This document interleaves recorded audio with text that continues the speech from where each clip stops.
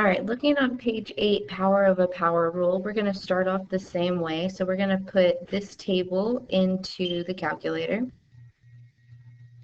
So we have parentheses 2.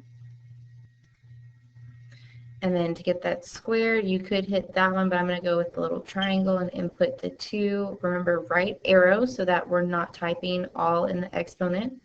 And then parentheses, and then I believe it is to the power 6. Yep. So then again, raise it to the power 6, and then you should be good to go. So you should get 4096. Okay, and go through after you finish the table. Tell me what you noticed about each of the values in the table. Tell me what your base is here, and tell me what pattern we can use in the exponents as a shortcut. So before, whenever we were multiplying, we said we added exponents. The next day, when we were dividing, we said we subtracted exponents. And now we need to figure out what we need to do with these exponents to where they're all equal to 12. So think about what operation you need to use there. Okay, so from your findings, you should have determined that whenever a power is being raised to a power, so when your exponents touch, we multiply. So this is 4, that's my base. My exponents are 2 and 3, so 2 times 3 is the same as 6.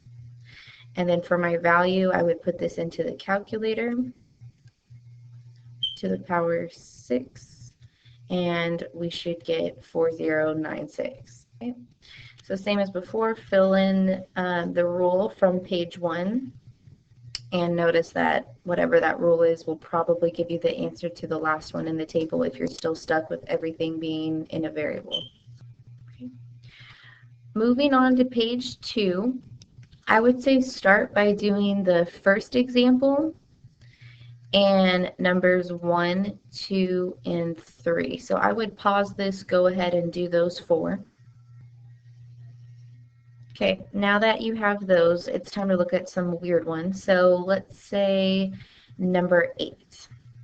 Number 8 is different because we have a number out in the front, so that would be our coefficient. Notice that this 5 touches the parentheses. So because this exponent touches this parentheses, it doesn't have anything to do with the negative 21. If this was inside the parentheses, then we would have to multiply. But because it is not, we're going to keep it out front. So in this case, we would have negative 21.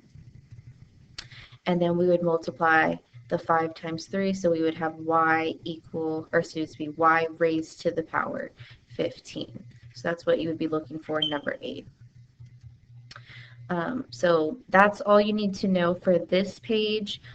Go ahead and finish up example 2. Notice that my coefficient is negative, which means my coefficient is negative 1. So when we don't see that number, usually it's a 1. But go ahead and go through all of this page before moving on to the next one.